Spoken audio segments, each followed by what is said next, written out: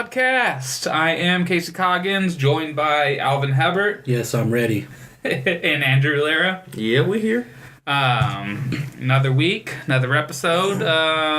It seems like another NBA storyline to follow. Along with another California fire. Yeah. Jesus. I mean, a lot of California drama. But Jimmy Butler has finally been traded. The Timberwolves saga is over. I mean, he didn't quite drag it out as long as other players have in the past year. Here's looking at you, Kawhi. But you know, he was unhappy there, and he was kind of on a rampage, and things happened. So we're gonna dive into that trade. It looks like fuck you. You're cool. Fuck you. He said you're cool to Derrick Rose. Right. Derrick Rose, hey. I like that. And the other NBA storyline that is going on this week is the Melo drama for Melo and the Rockets. Melodramatic Melo. It looks like his run is up with Houston, and we'll dive into that. Then we'll get into recapping some of the NFL games. Look ahead, because next Monday night is the showdown of Kansas City and Los Angeles Rams in Mexico City. So that's the marquee game next week. We can talk a little bit about that game, and then we'll go into On Fire and Dire and Prophecies like we do every week. So starting off the top with that Jimmy Butler trade, Alvin, what were your initial thoughts when you got the news that Jimmy Buckets was 76er? First, I was saying finally, Wolves did a smart move in moving him as soon as possible. As soon as that was not.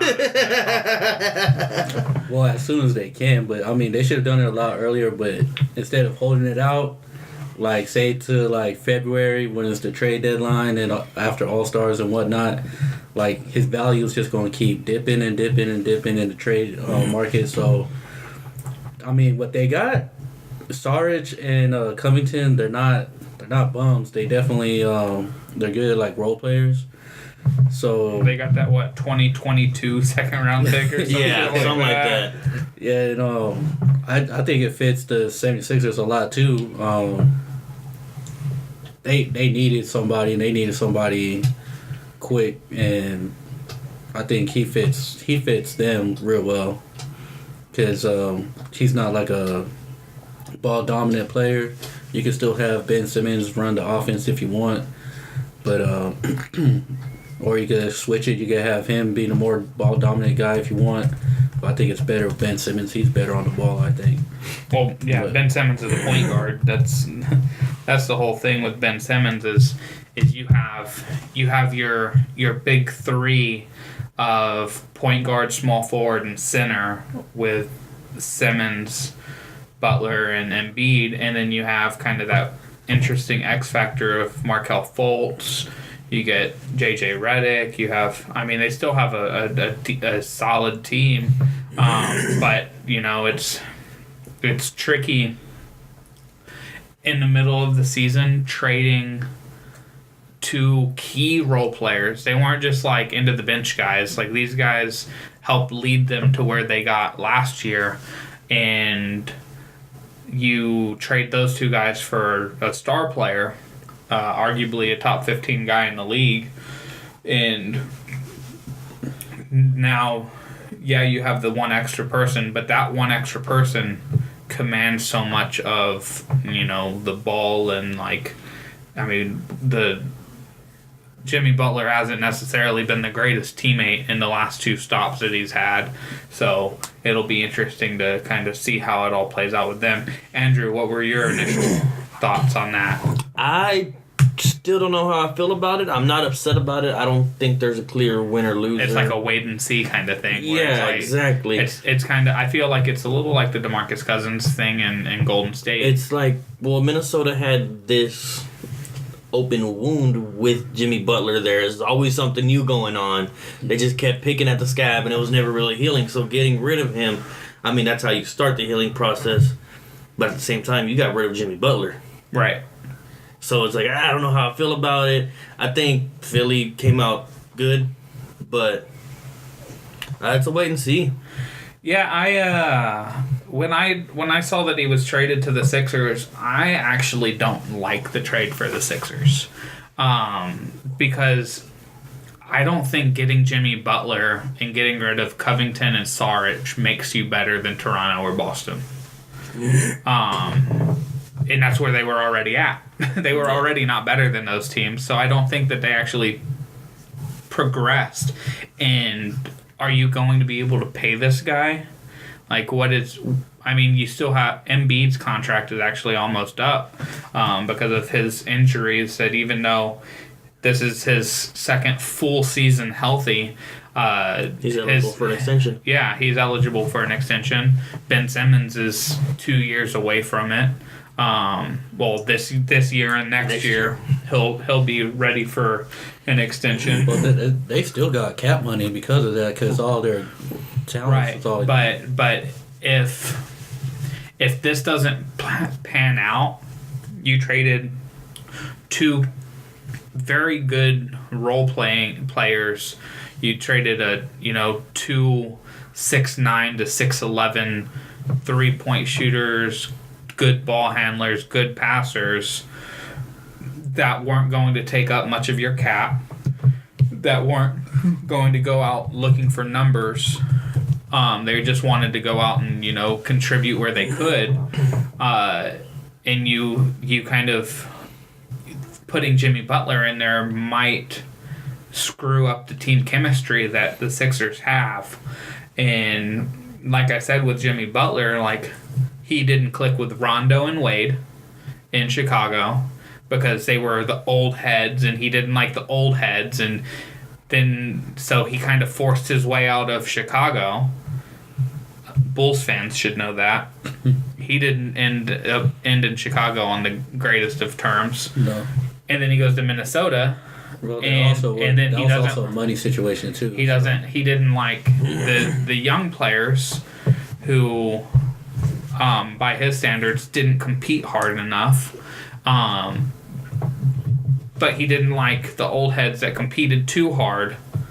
So you're going to the greatest trash talker in the NBA's team, and a guy who's already better than you as a player. Because Ben Simmons can't shoot threes, but I think Ben Simmons is a much better player than Jimmy Butler. Because Jimmy Butler, you can let him go for 30, and he won't beat you. But Ben Simmons, he could not score a game and score in a game and beat you. That's kind of the impact that Ben Simmons has. And the Simmons and Embiid chemistry and tandem is a really bright young tandem in the league that you want to let them develop and grow. And throwing a curmudgeon into there, I don't know what Jimmy Butler we're going to get, because we haven't seen a happy teammate Jimmy Butler in 4 seasons. So, it's hard to tell if he's going to try to come in and be alpha dog, or if he's going to come in and be like, all right, now let's try to go win a championship, and he tries to diminish what he does to try to make the team better as a whole. Because the two recent teams that have had, this great trio of players that have made it work are the Miami Heat, where Bosch said, all right, I'm the third wheel, I'm going to just rebound and shoot threes, and he was that all-important stretch 5, which Joel Embiid plays. And then you had LeBron, who was the dominator, and then Dwayne Wade being able to fill into all the necessary roles for him.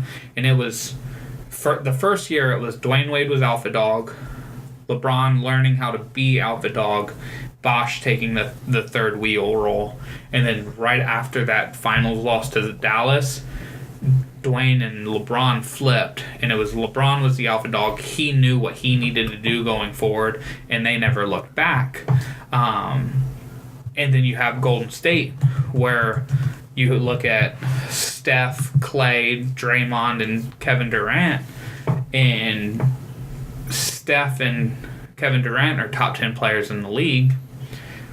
Clay and Draymond are very good players. I don't know where they would be if they weren't in that system. Like, I don't know how all of those players are on other teams, but together, everybody there meshes. And when they signed Kevin Durant said, I don't need to win the scoring title anymore. That's not what I'm here for. I'm here to win a title. So he tried to fill in to a role. And I don't know if Jimmy Butler's going to do that, or if Jimmy Butler's like, all right, well, now I'm going to still be, a 25-point a game scorer, and or if he's going to be like, all right, well, I just need to score 17 and do like 17, 8, and 6 and play lockdown defense. I don't know if Jimmy Butler's ready to do that, because if he doesn't do that, I see this trade imploding for the Sixers. Well, I don't see that being an issue because, like we said, that Ben Simmons, he doesn't need to score a lot of points to make an impact in the game. Right, Jimmy Butler and Joel Embiid do. Jimmy Butler isn't a catch-and-shoot player. And Ben Simmons isn't a shoot player at all. So that they're already having issues with Markelle Fultz and Ben Simmons being on the court right now together. Yeah, Markelle Fultz can't score. And so you trade two guys who can stretch the floor a little better and not demand the ball, so you can, is Jimmy Butler going to be okay running half of the plays that he's on the court with Ben Simmons and Joel Embiid, running a pick and roll with those two guys and just standing on the corner, or cutting around, running cuts and being Klay Thompson? Is Jimmy Butler okay being Klay Thompson? I don't know if he is.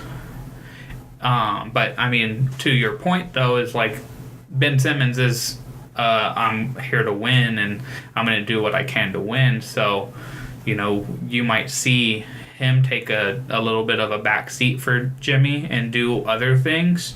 But I think that lessens the value of Ben Simmons and all the great things he can do with the ball in his hand.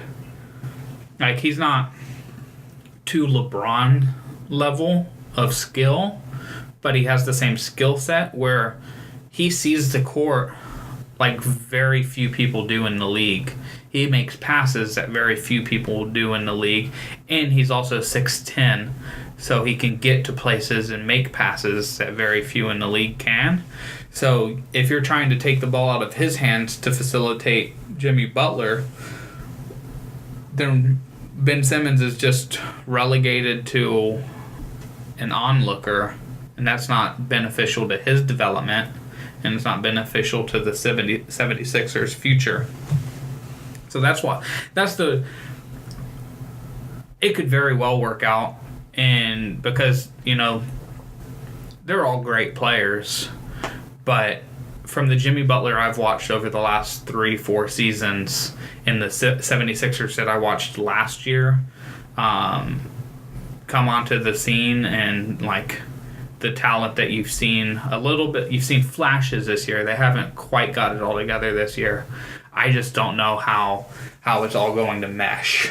That's why I'm like Andrew said, it's kind of like a wait and see, because it could, they could end up being the best team in the East because of this trade, or they could fizzle and be middle of the pack and get bounced early in the playoffs because it doesn't all work out.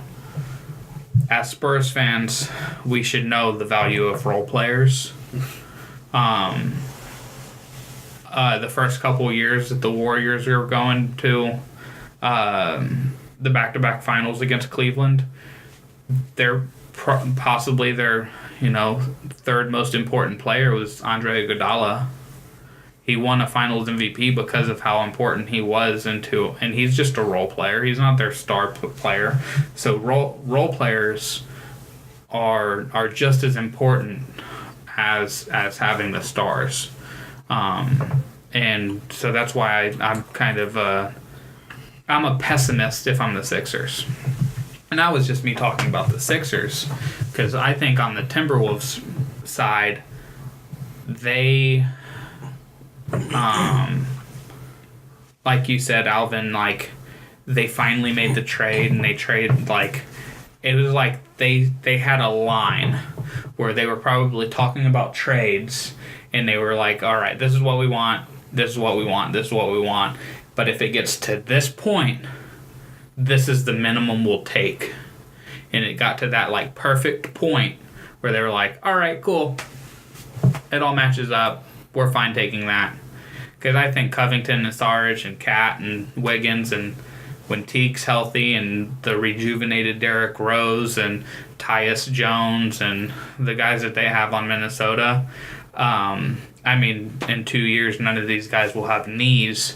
But I was texting my brother about it a little bit when the trade happened, and what I kind of realized is Tibbs, if Tibbs wasn't the coach, he would have traded Jimmy Butler for those 4 first-round picks. But he held out for something that could get him value this season, but also still benefit them in the future. So Covington and Sarge are still both young players. They're both talented role players that can fit in to their system right away.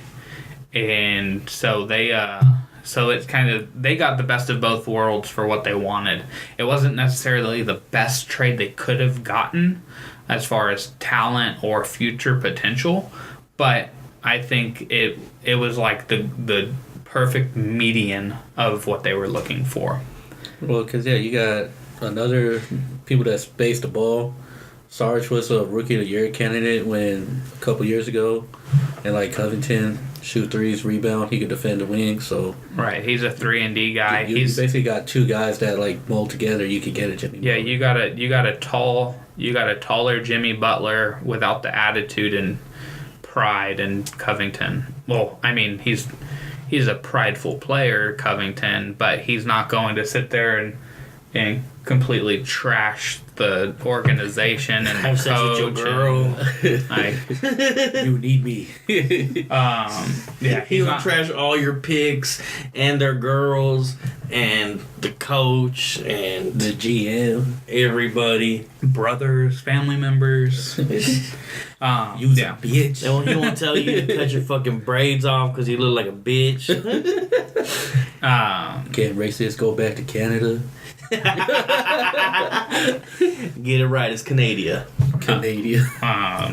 I mean, Joel Embiid is what from? Isn't he South African or something? Yeah, he is, right? Cambodian. That's Cameroon. And I was like, Cambodian doesn't sound right. But I knew it had a C. Yeah, he's Cameroon. Cameroonian. Yeah.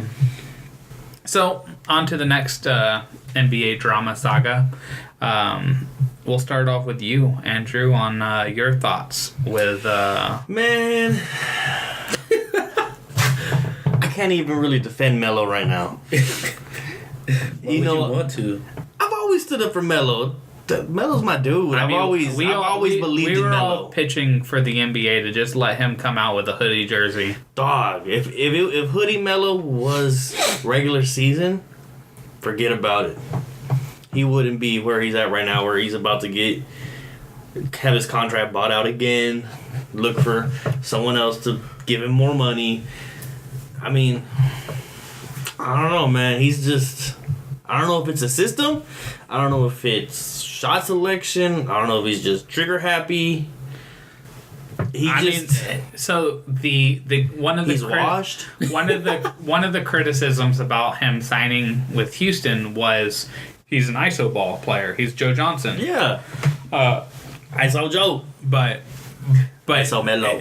in the Rocket system, their ISO is James Harden, Chris Paul, top of the key ISO, so that if they make a move, they can pass it. Like Carmelo's not a make a move and pass it type player. He's not gonna Melo's like, oh, you fucked up and gave me the ball. so that was the criticism of that, but he showed that he was going to catch and shoot. And he, stopped taking so many long twos, and he started shooting more threes, which has never really been the big part of his game. And like I think it was, I think it's a lot of it is the system fit is he doesn't. It didn't work with you before in New York. Why are you going to go back to Houston and think it's going to? Man, it worked okay up until what's his name took over, the Zen Master. Oh, yeah, Phil Jackson. Once he came in, he fucked it all up. Well, they got Melo, and then Amari had his resurgence, and they went on a little bit of a run. Yeah, and solid like 2-3 years. Amari Stoudemire was going for MVP candidate that year, and then they get Melo, then all of a sudden, like, he's non-existent. He got hurt. And, like, statistically, Melo actually had, I believe, his best year under D'Antoni, statistically speaking. But he was never the same from Denver to New York. He was the reason why that coach, he fired the coach. George Karl? Well, nobody likes George Karl. Not George Karl wrote a book about how nobody likes him. D'Antoni. Right, but he was the reason he got fired in New York. They didn't click, but Melo still put up some of his best numbers in his career under the guy. Well, I'm just saying it's not going to work. But I mean, when he signed, like, I was very critical of the moves that Daryl Morey made because they didn't sign Trevor Ariza. They didn't sign Mbamute. They waited a long time to sign Clint Capella. They're about to lose him too. And they turn their two best perimeter defenders into Carmelo Anthony. And who doesn't even play defense. But I mean, it makes sense in D'Antoni's system that doesn't believe in defense. Yeah. In the book of D'Antoni, there isn't a single fucking page. It is maybe a footnote where Andrew, they're referring to getting past the defense. So we had when we did a season preview, we actually had this conversation. You said the same thing, but his team last year was actually like a top 5 defense in the league. It's not. This is one of those imaginary numbers you believe in. It was one of the reasons why they took Golden State to 7 games, and it was a reason why they were able to miss 27 threes in a row and not get blown out. If they make 3 of those 27 threes, they win Game 7 in Oakland and go to the NBA Finals. Just 3 threes. Yeah. That's all they needed to make. That's because they had a defensive-minded team, because they had Trevor Ariza and they had Mbamute and they had PJ Tucker. They had guys who could, and Clint Capella, they had guys who could actually defend. But that's individual. That's like an individual defense. It's not coming down to the system. What's his name? D'Antoni's not teaching defense. There's no. Those are just players that play. Right, that play defense. Yeah, that's individual. It's not a system defense. But they were focused. Defense. They were focused on having players who could guard people, and they could run a team defense, whether it was coached or not. They knew how to run a defense that worked, and they were good at it, and it's why they had the best record the best record. It was at home, the best record in the league last year, and should have made it to the NBA Finals if it doesn't come down to Chris Paul hurting his hamstring and then missing so many damn threes in Game 7. I thought Harden missed all the threes. He actually didn't take many of them. He gave up. But yeah. Missed every damn one. Ariza had the worst 3-point shooting game in NBA history. He went like 0 for 12 from 3 in Game 7. That's tight. You so good. Professional basketball. But As if yeah, it could be better. their strength last year was the fact that they had the MVP in James Harden, and he was able to carry a lot of the offensive load. Chris Paul was able to shoulder a little bit of the offensive load from the previous year when they lost to San Antonio, and it was all Harden. Man, what's James Harden doing today? And Not right now, but like, what's he doing this year? stroking his beard. 27-7 or 28. We'll round that up. 28, 7, and 5. So still cooking it. Yeah. Still chefing it up. I mean, I believe they have the second worst offense in the league right now. But I thought they got rid of their defensive players. Who said that? They got rid of their defensive players, but they were also 3-point shooters. They were also guys who could nail 3-point shots. But none of them were scoring champs. Back to back. He won it like 4 years in a row. Yeah, I was like, that's why I kept going. That's why I believe in Melo. Drake 2 times. I believe in Melo too, just not with the Rockets. Yeah, just not with the Rockets. That's not D'Antoni Melo. That's not gonna work. And I messed up because I still had them up high. We all did. Yeah, I think I had second. Y'all both had them too. Yeah. My 2 seed is on a run right now. But I had them 3 still because, I mean, with James Harden and Chris Paul, like, Chris Paul is actually more of the reason that they're bad than Carmelo Anthony is. I don't know if y'all watched Chris Paul this year, but he is not the point god. He's never been. Hot take. What? Chris Paul's hype. What? Chris Paul's hype. Chris Paul. That's the smoke sesh right there. So maybe his hamstring is still hurting from the playoffs, but he's not as quick as he was even last year. He's old, man. He's point guards don't age well. Especially point guards from the previous era that have made it to this era. Like, the point guards in this era are probably going to age just fine because the point guards have been playing for like 14 years. They're not getting beat up every night because of screens and like centers trying to block their shots and there's an elbow. So slipped. Like, people are not playing defense anyway. Right, yeah. You look at the Tony Parkers and Chris Pauls and you look at the speed that they had and the speed that they have now, and they're getting blown by just regular point guards in the league. It's not like they're getting cooked by What was the saying? Steph Curry and I think it was John Wall had the tweet about Reggie Jackson's max contract. What did he say? He's getting how much? When Reggie Jackson signed that Detroit. that max contract with Detroit. Yeah. John Wall wasn't happy. I don't think Reggie Jackson's that great of a point guard. I don't think John Wall's that great of a point guard. John Wall had the potential to be that great of a point guard. The unfortunate part of John Wall is he got stuck with Bradley Beal and no good coaching.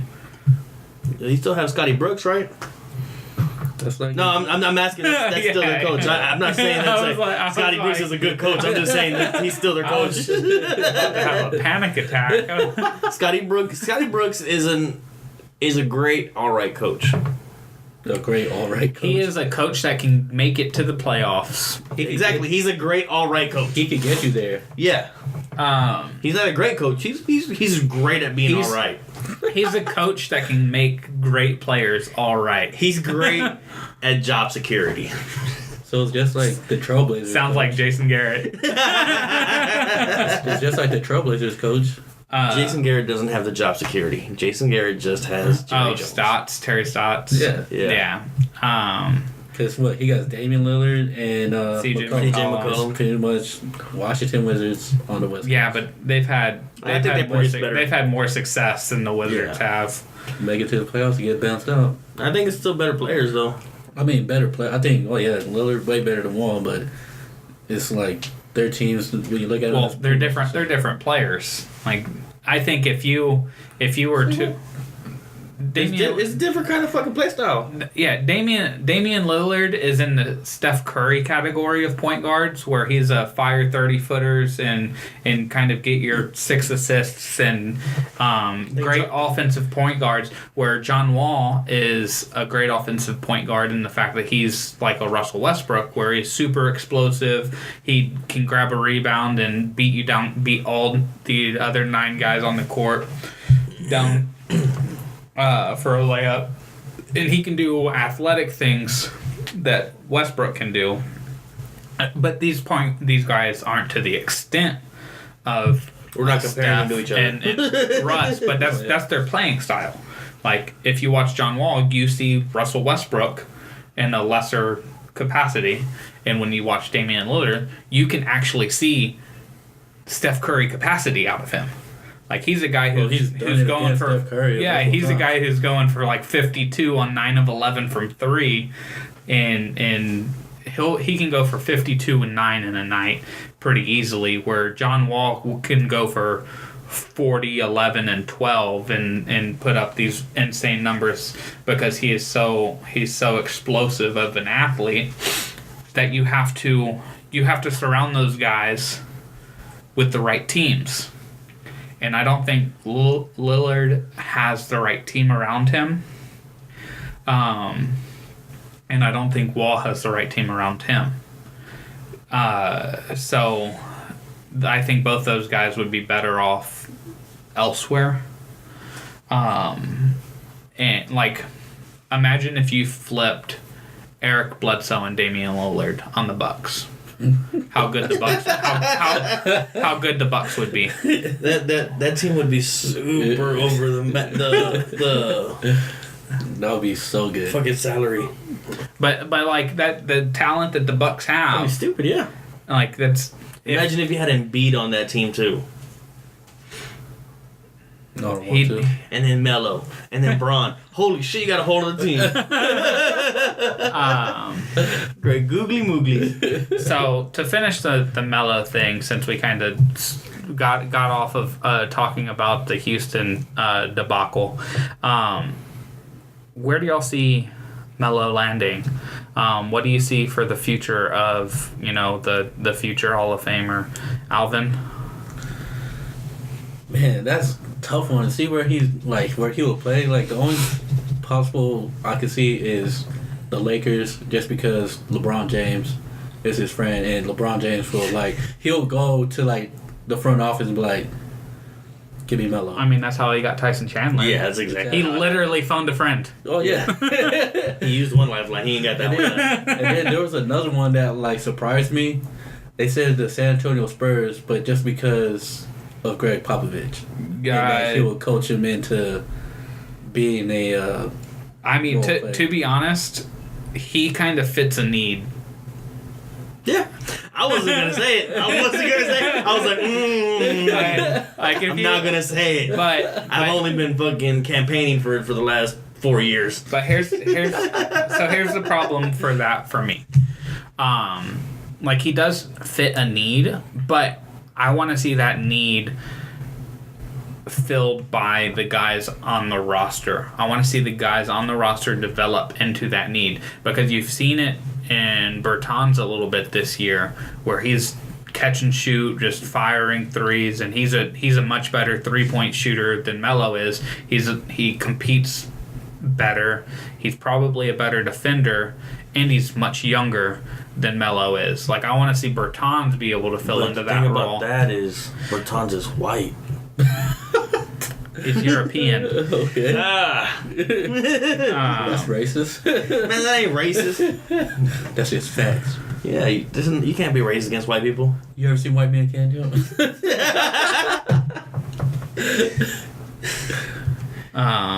I wanted to. The bigotry. Casey's like, man, fuck y'all. You could be racist against white people. It's very hard to be. Hashtag honky. Hashtag dead honky. Jordan Lucas, I ain't racist.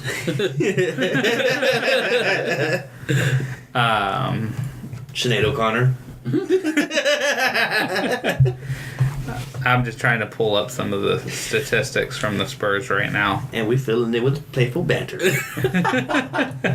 And that's all, folks. Yeah. So Bertans is 26 years old as of today. Happy birthday! This is his birthday present, getting shit talked by Andrew. Early Christmas gift. Oh, man. But he's, he doesn't really average much. He plays in minimal roles. But like if the Melo experiment would be to get a small forward, stretch 4 player onto the court that can score and spread the floor. But that's what Bertans is there for at a cheaper deal at like 7 years 8 years younger actually, because Melo's 34. What if we were to get Melo at? Well, you're already gonna get Melo on a cheap deal. The vet minimum. Yeah, if you get him on a vet minimum, because he's gonna get bought out. Yeah. Houston is that desperate. They'll buy him out. We get him on a fucking 1-year rental. Just like, hey man, we'll give you. And we know Popovich give him the Tracy McGrady. Yeah, exactly. We know Popovich loves old players too. Yeah. He loves the old guys. Maybe he'll fill in for Pau USA guys.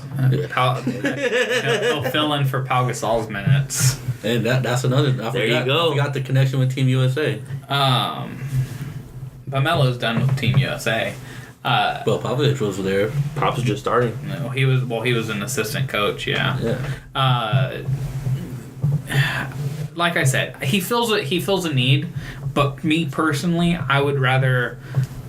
We're not going to win the championship this year. Like I'm content saying that. Like I'm fine being able to say that. I want to see Derek White develop and Bertans develop, and when Lonnie Walker comes back, him develop, and Bryn Forbes, and like I want to see these other guys develop. They still could develop because you're going to have Melo as second unit guy. Yeah. Well, and Melo's going to be putting more butts in the seats. It kind of sucks because that means the ticket's going to go up. I mean, he's averaging like 13, 14 points a game right now, even though his play has been horrible. Right. I mean, Melo? But he's going to... The main thing is he's going to take minutes away from the guys I want to see develop. Well, what if he takes up minutes from Pondexter? Pondexter's a much better defender. Anybody's a much better defender compared to Melo. Yeah, right. But you're not getting him for his defense. Clearly, you're getting him for the offense. Right. We already have a guy off the bench who's all about offense and not about defense. Who's that? Marco Bellinelli. Dude, imagine Bellinelli and fucking Anthony and Patty Mills off different wings. Yeah, dog, it'd be perfect. The no D lineup. Make it happen. But and plus, we get chances. I honestly thinking of a team that could also use him. That's going to be in playoff contention. The Indiana Pacers. You know what guy they're missing on their roster? A small forward who can score. You know who they had? Paul George, not there anymore. He's not? Apparently. I thought Thaddeus Young was their small forward. He's not a small forward. He's their power forward? Yeah, he's their power forward. Man, they got Oladipo. Right. Yeah. They have. I mean, they don't Sabonis? have a guy off the bench to come in and put in points. Oladipo don't need rest. Like I said, Sabonis that could dunk over Embiid and post around. You don't need a Melo. Wasn't it 2 times? Yeah. You need more than Oladipo and Sabonis to be able to compete. Clearly not, because they're competing. I mean, because you got Thaddeus Young and Turner. They're 7-4 right now. They're competing. Philly is 8-6. Then Nate McMillan. And we all had them right in the middle of like the 4-5 seed. Mm-hmm. Somebody had Washington as their 4 seed. Mm-hmm. That was me. I still stand by it. Damn, they only won 3 games already. Man, we'll turn it. Don't worry about that. The Hornets are playing better than them. The Knicks are gonna implode again. Well, to wrap up on Melo, Hornets gonna realize they got Tony Parker. In 2 weeks, where is Melo playing? Andrew. Shit. I had this in my head already. Oh, Denver. Going back? Yeah. I think that's kind of a good thing because Will Barton's out for, I think, the year, and he was going to be their scoring small forward off of the bench. Alvin? Lakers. Casey? LeBron James is making that call, man. Man, shut up, Casey. Eish. Come on, this is rapid fire. Yeah, I know. This ain't very rapid. You know what? You want to say the Spurs? You know you want to. Just say Spurs. Someone has to. I think with everything. That's why I went Denver. Everything going on. I actually, you know what? Thinking about it real quick, I see him in Miami. I see him going to Miami. You know. You think D-Wade's gonna let that happen again? Riding the wave out with Dwayne. Their one last rodeo, where neither of them are playing much, and they're getting the no state taxes and looking at pretty. He's already not getting state taxes. I know. And hanging out in Miami. I don't think Melo would want to go to San Antonio. He'd want to go to either Miami or LA. Yeah, somewhere where you could just chill. Unless he goes back to New York since Phil's gone. Maybe the revenge tour. Yeah, but I see him in Miami. Let's talk a little bit about the NFL. Just a little bit. I have an idea. How about we don't? You don't even want to talk about the Cowboys? No. I'm actually disappointed in that win. Why is that? Disappointed in that win? Because you keep the clapper. Like, imagine if Philly comes in and beats them like 37-3. I was expecting that, to be honest. Do you see Jason Garrett keeping his job still? Hell no. Yes. I don't. There were reports that morning that the Cowboys are already shopping for a head coach. Yeah, Like, Lincoln Riley. Yeah. But they won't be able to going get fire him during the season. Watch. I mean that. Well, you can't watch that because they fucking won. If their eyes are on Lincoln Riley, it would make sense to fire Jason Garrett now because that's telling Lincoln Riley, "Hey, this is your spot." Like it would not surprise me to see like the Cowboys field crew go out and spray paint like an L R right in the coach. Like you're looking from above and you see LR on the sidelines. Just with arrows. A circle and an arrow coming down. But yeah, they it's like we were saying about Scott Brooks, where he's like he can always find ways to save his job. Like when he's on the hot seat and it's like, all right, win or get fired, he always wins. I think he's undefeated in that game. Well, he has to be undefeated in that game because he hasn't been fired. Yeah. But like he comes out and on like the first drive that they have, he fakes a punt. The fake punt? He goes for it on 4th and 1. Like criticism that he got 4 weeks ago for not going playing like for a it. pussy. Yeah, for not going. And now he's fucking going for it on 4th and 2. Playing for the tie. It's like he knows when he's on the hot seat and he's like, hey, they're gonna keep me after this. Check this shit out. I'm handing it off to Zeke. Yeah. Casey hated that one. I did hate that one. Man, I went to bed and watched some TV, and I checked the fantasy scores, and I was up like 24 points.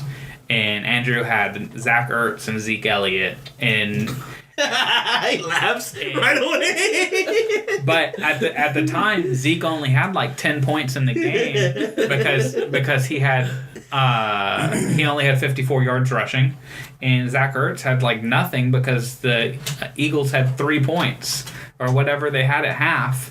And then before I actually fell asleep, I checked to see what happened, and I see, like, I checked Twitter and Skip Bayless is all caps Trump tweeting about the Cowboys. Zeke Elliott is huge. Huge game. National Guard can't stand Zeke. He's huge. I have the best running back. And I was like, oh, motherfucker, what happened? And I pull up fantasy, and I'm down 18 points because Zach Ertz has 2 touchdowns, and Zeke has 174 yards and 2 touchdowns. And I scored the 3rd highest points of the week and lost by 18. I scored the most with 140. Because he also had Drew Brees too. Oh my God. So That's okay. That's all right. That's a nice team. It's all yeah. And Michael Thomas. And Michael Thomas. It's all right.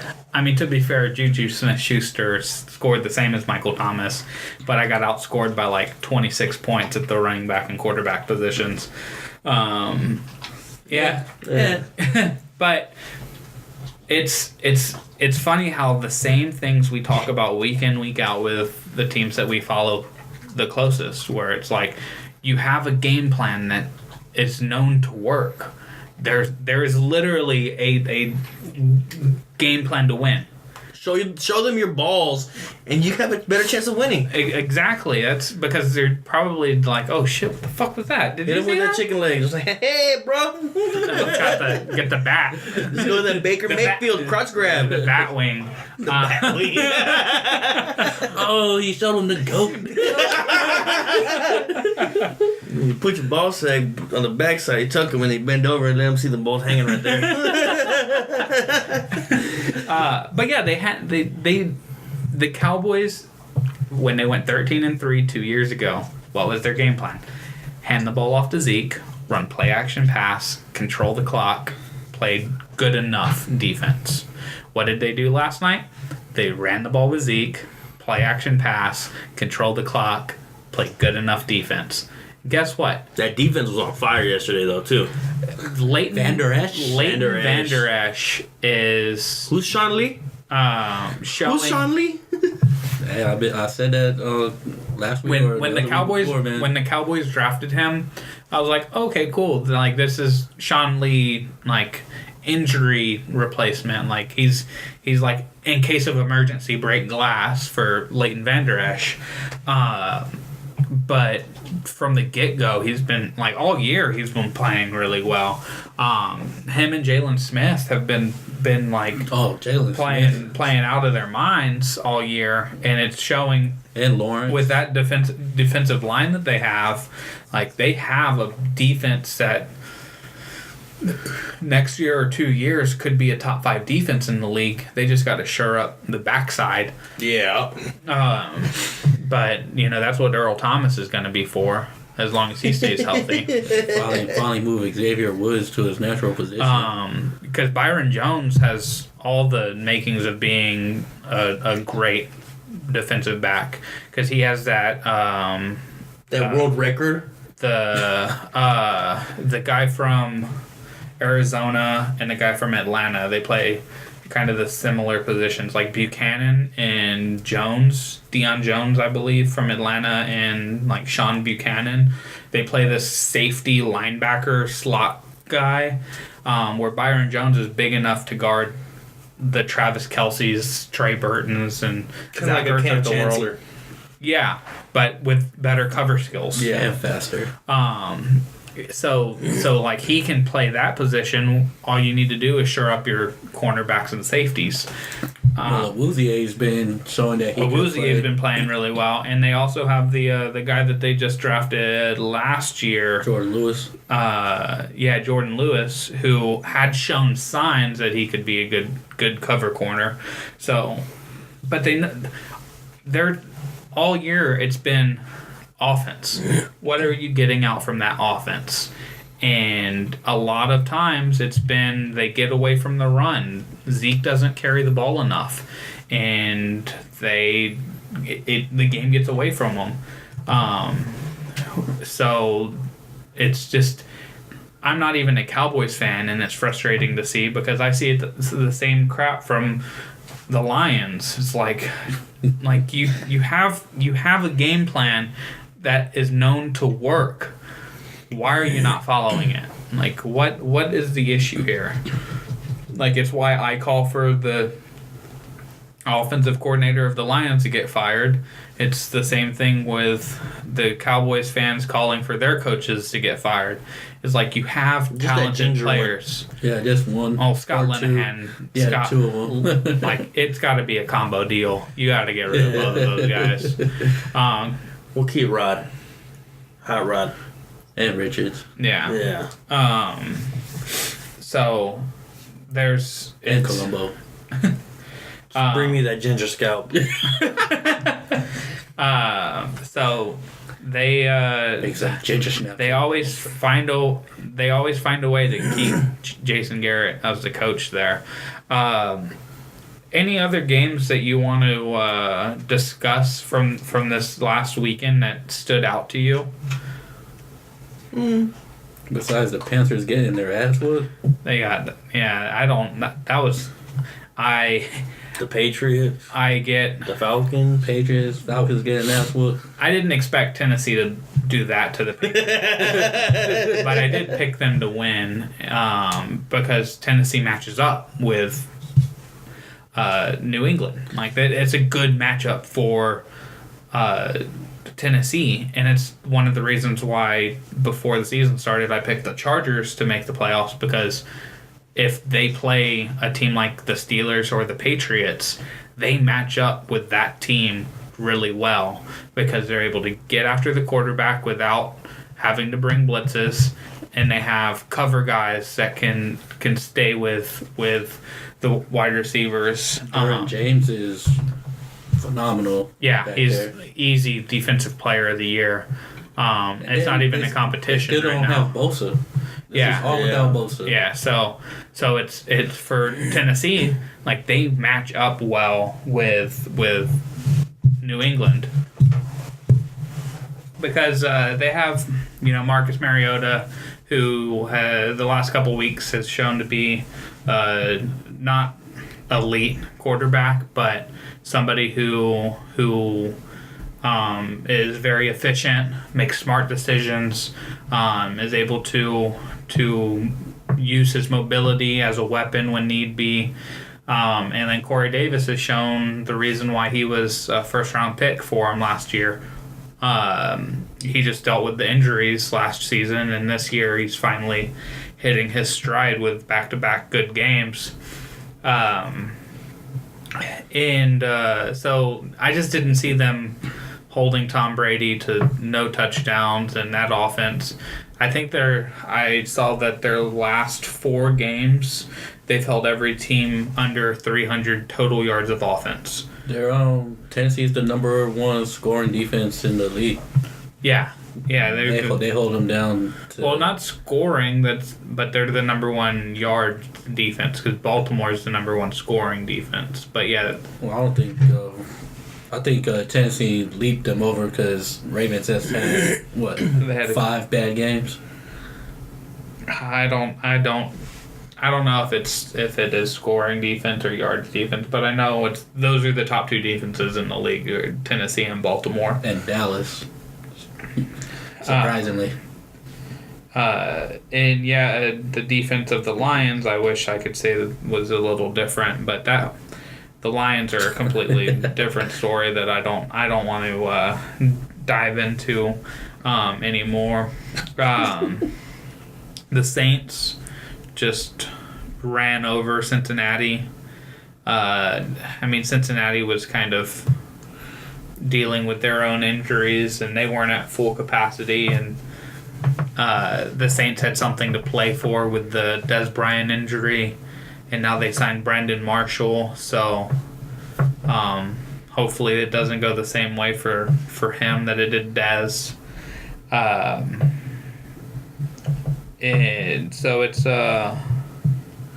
there were some weird games this last week because Cleveland outplayed Atlanta the entire game, and I thought that game was going to be kind of a shootout where it was going to be the 35-38 type game because Atlanta had played so well offensively.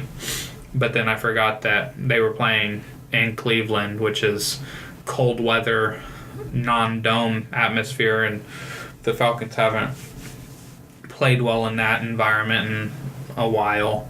The biggest surprise to me was the fact that a team signed a quarterback.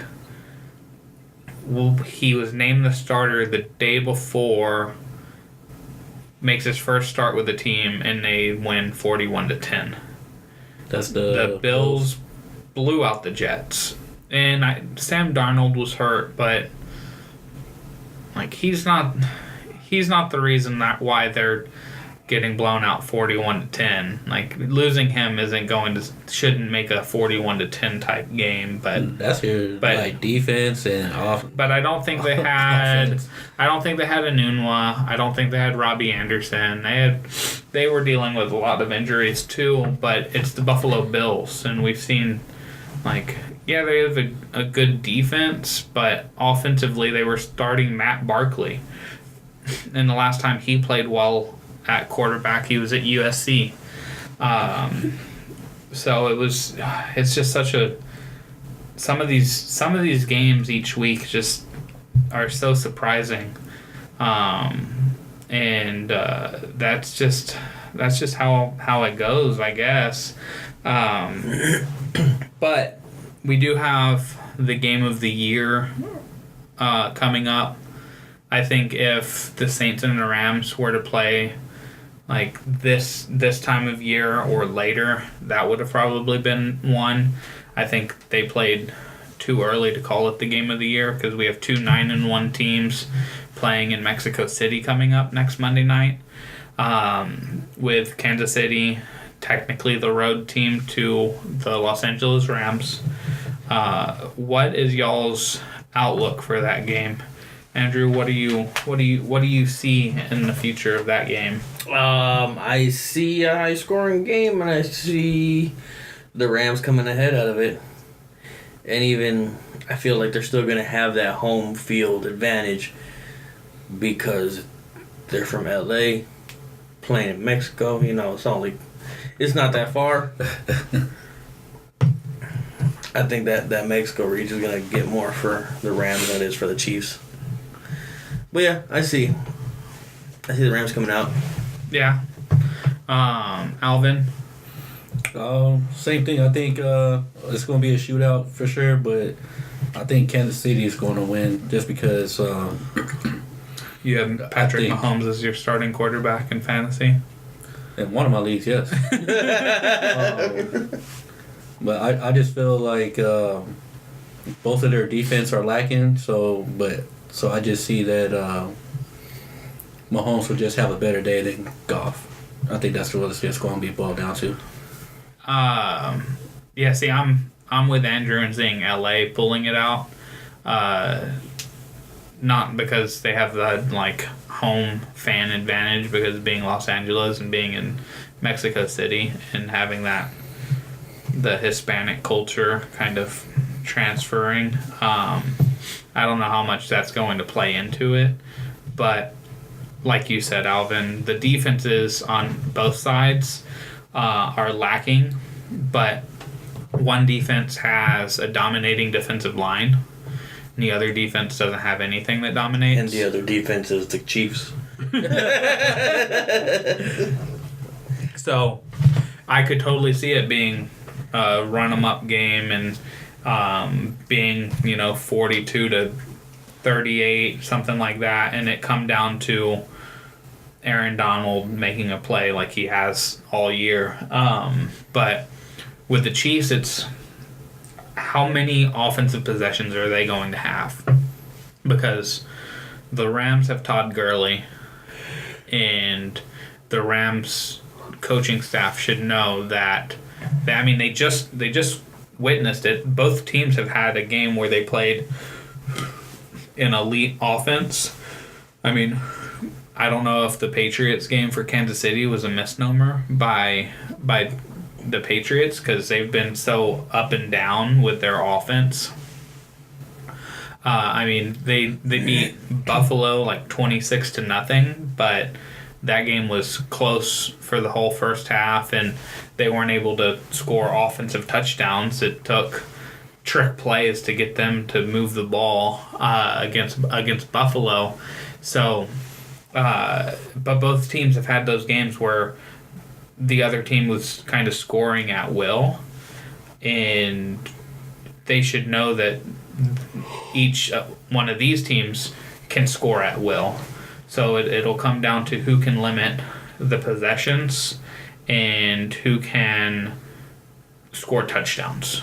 And with Todd Gurley and the mind of Sean McVay going up against Kansas City, I see them being able to put up points on nearly every possession, where at some point the best defensive player in the league, in my opinion, is going to make a play happen, or it's going to be a situation where he gets double teamed, leaving Dante Fowler one-on-one on the outside, and just like with the Seattle game where he forces a fumble on Russell Wilson, he does the same kind of thing on Pat Mahomes.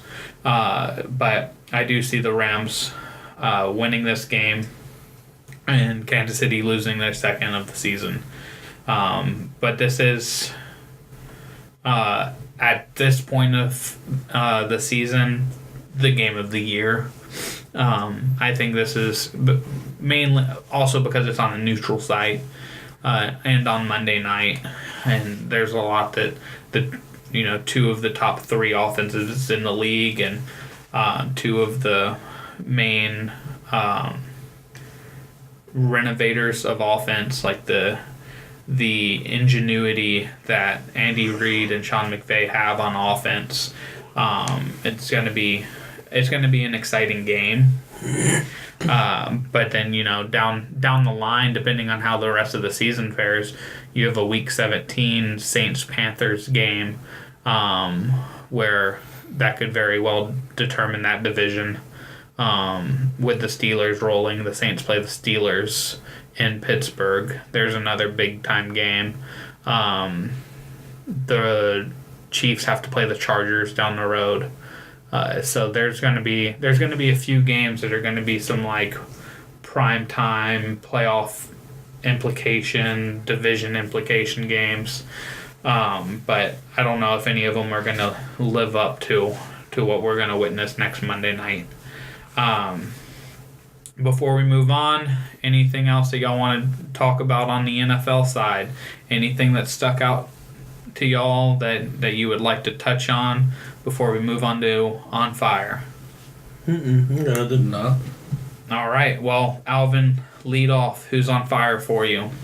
Well, my On Fire, keeping it football related, to me it's the Saints. I think the past few games they've just been playing lights out. I know their secondary hasn't been balling out like they did last year, but their run defense has Best been in the league. Yeah, so that's what's keeping teams in check. And then I don't think there's a quarterback playing better than Drew Brees right now. I know Pat Mahomes is lights out almost every week, but I think 22 touchdowns and 1 interception now for Drew Brees. Yeah, and I'm not keeping count. like he's averaging like 4 touchdowns these like past games, and Alvin Kamara again double threat, catching the ball, getting touchdowns, running the ball.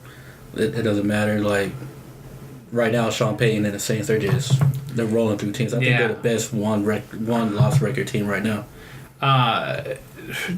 One of the reasons I picked them to win the Super Bowl this year was I had a feeling that with how young they were last year and how good they were, and losing in the playoffs the way they did because of a rookie making a mistake, where, I mean, to be fair, even if he makes that tackle, Minnesota still had a timeout and they're in field goal range, but the kicker had missed field goals already that game, so you don't know how that would have played out. And he was trying not to get a interference call, and but so you don't know how that plays out, but that leaves a bad taste in your mouth, especially when Drew Brees and Sean Payton know that the time of Drew Brees is coming to an end.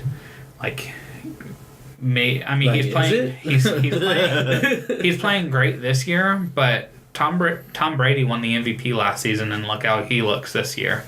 All it takes is an offensive lineman to go down. Like, it doesn't take much for a 40-year-old to get knocked out or lose a little zip on the ball. You look at Peyton Manning, his first year in Denver when he broke all the records, and his last year in Denver when he was throwing ducks across the field. Where he got the ducks, I don't know, but got them from the pond. I forgot they have a pond. But they have that. They have the motivation of Drew Brees. They have the bad taste in their mouth, and they want to they want revenge on what happened at the end of last year. Just a lot of things added up to me, and then the loss to Tampa Bay just is baffling now.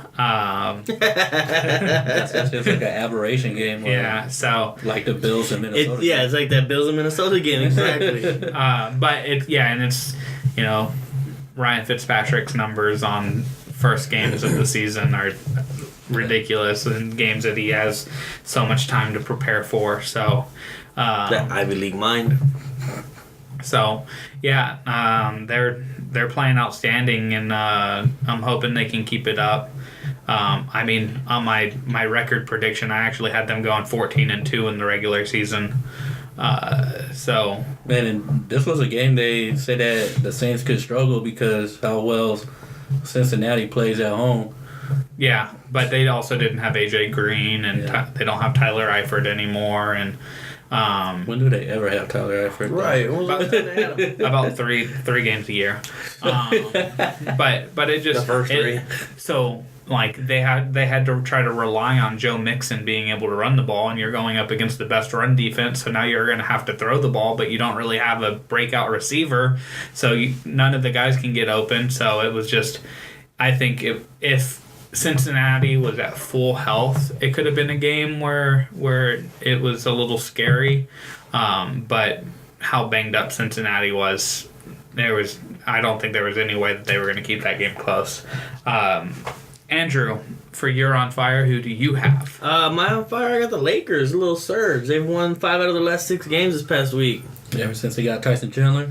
Yeah. Exactly. The phone a friend worked out. Yeah. He answered C for Chandler. Yeah. Hey, can you just release Tyson? I think that's that's the dumbest thing. A player calling your friend. I know, and they're gonna find Magic Johnson for tampering when they have a player in the league calling a GM and said, "Hey, Tyson Chandler, he's on this deal that you should buy out so that we can get him." Braun has Magic on the other line. Keep your phone handy. He was on 3-way. Be ready.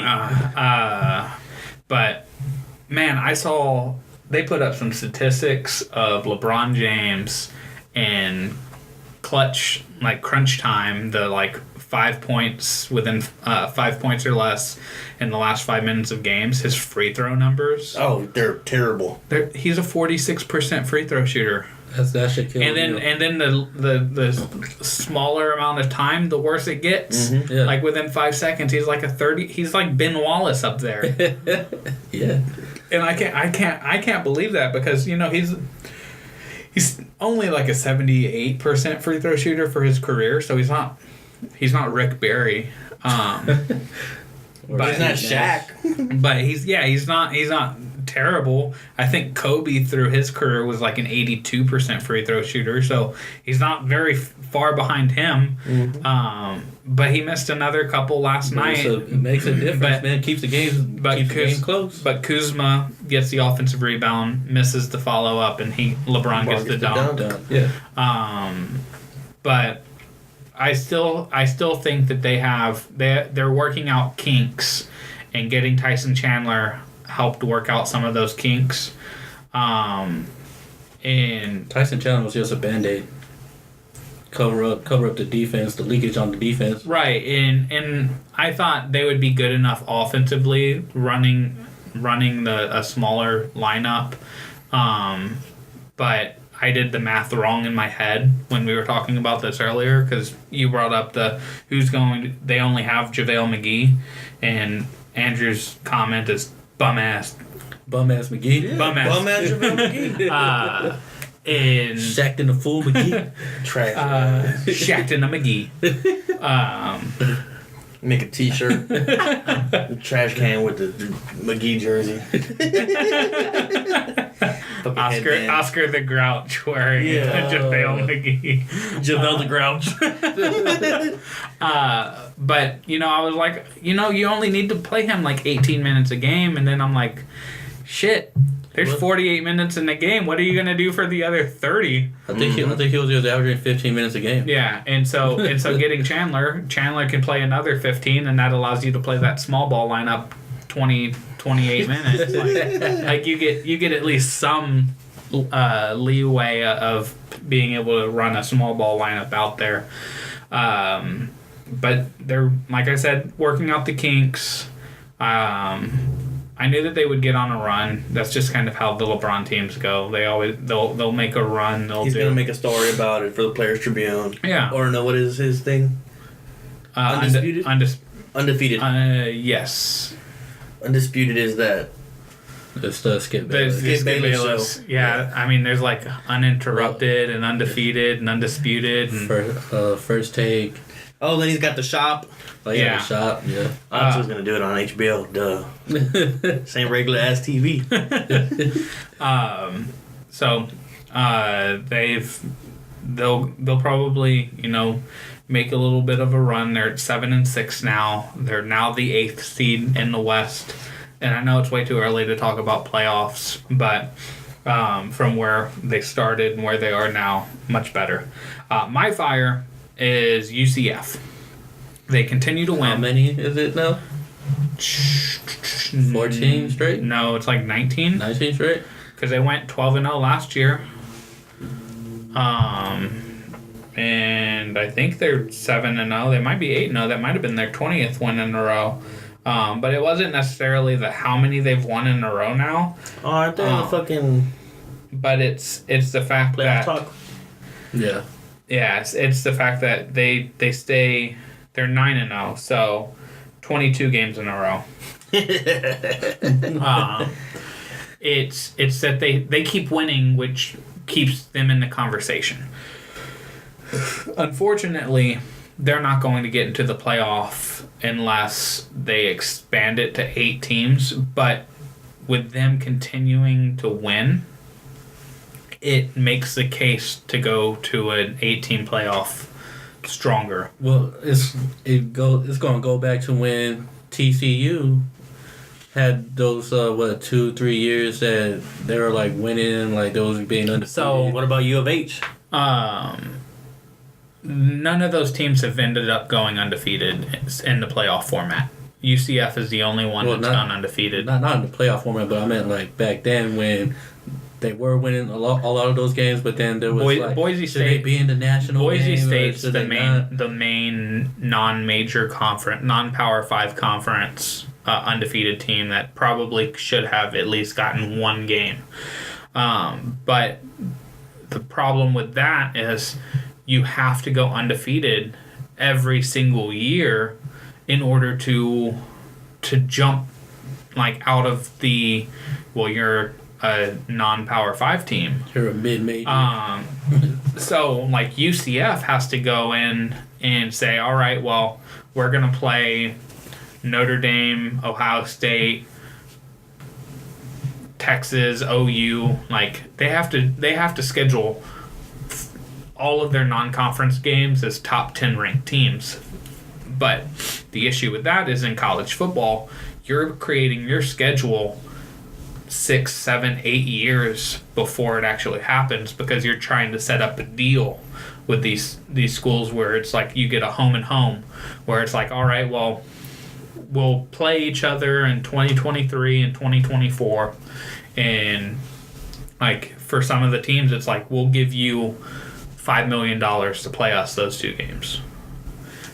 So UCF is at a disadvantage because if they're trying to get teams to play them, but they're like, no, we're not going to play you, and like that doesn't help us at all. Then they don't get the strength of schedule thing. But I fully believe that it would be best for college football. And I mean, you're always going to have, well, what about this team and what about this team? Like, you're always going to have that debate on, well, this team deserves it over this team.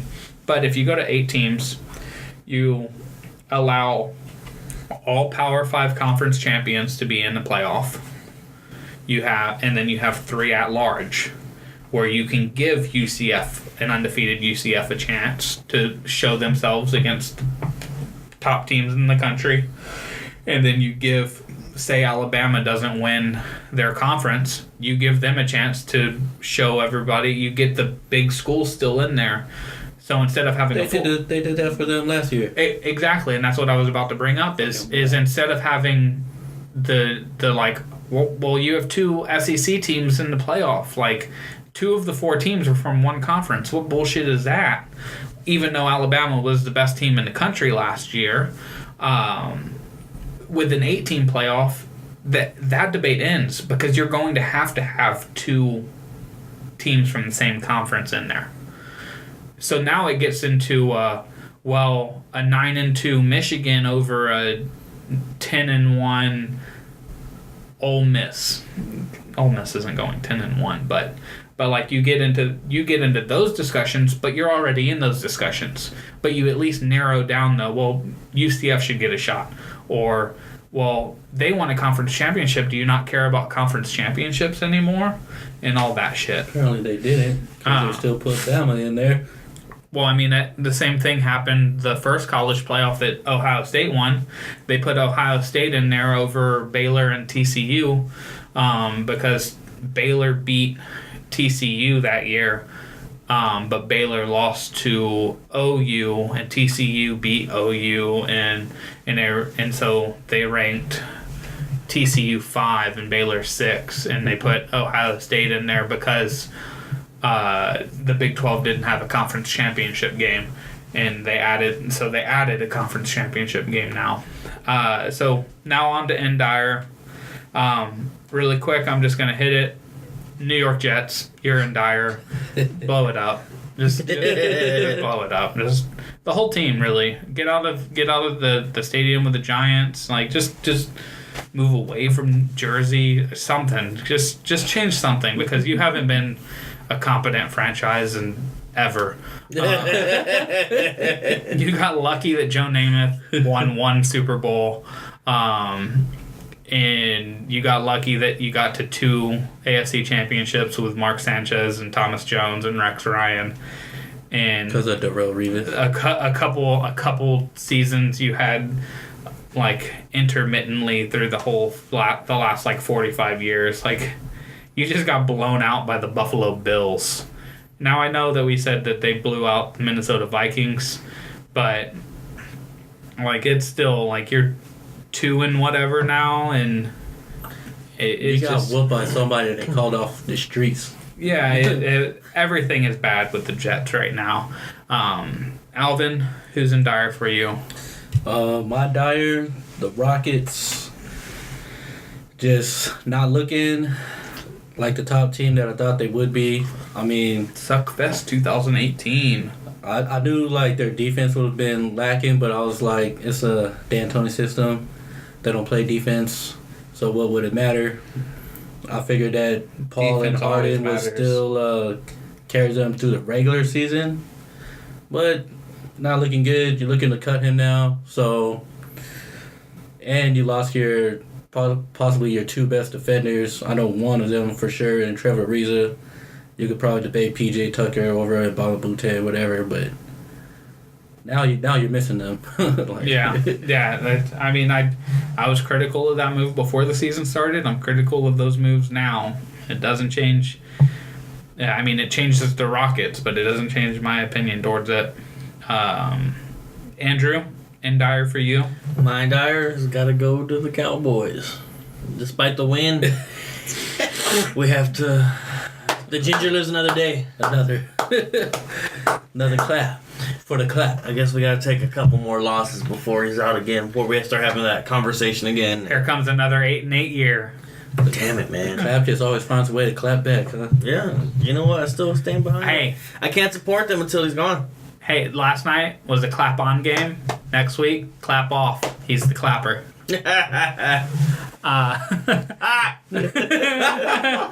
Hashtag dad jokes.